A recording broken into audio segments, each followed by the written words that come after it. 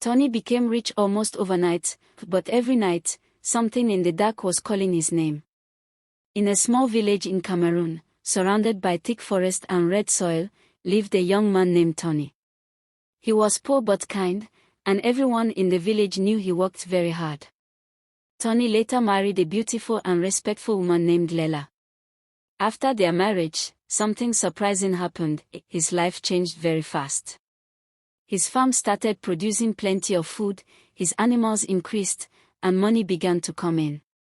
People in the village started to admire him. But Tanyi did not know the truth behind his sudden success.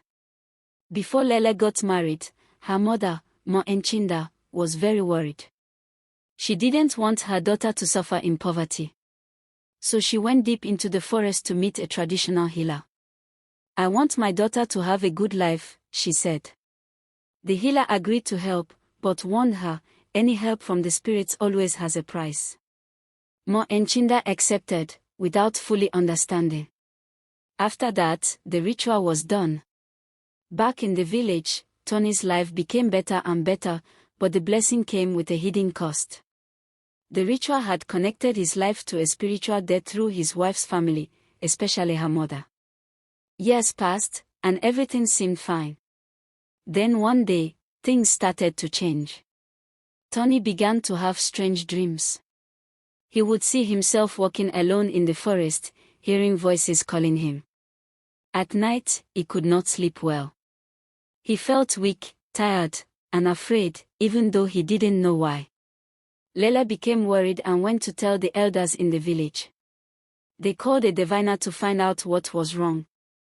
After the divination, the truth came out.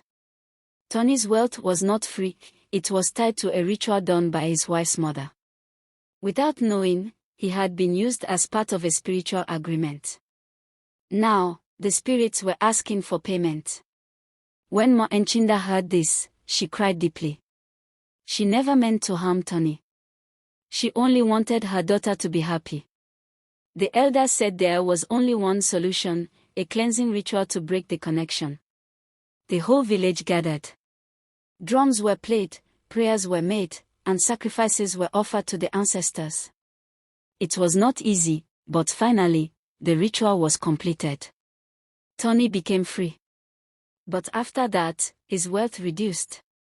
His farm returned to normal, and life became simple again. One evening, Tanyi sat outside with Lela and said, "I may not be rich again, but at least my life belongs to me." Lela smiled and held his hand. And from that day, they lived in peace, free from a debt they never agreed to.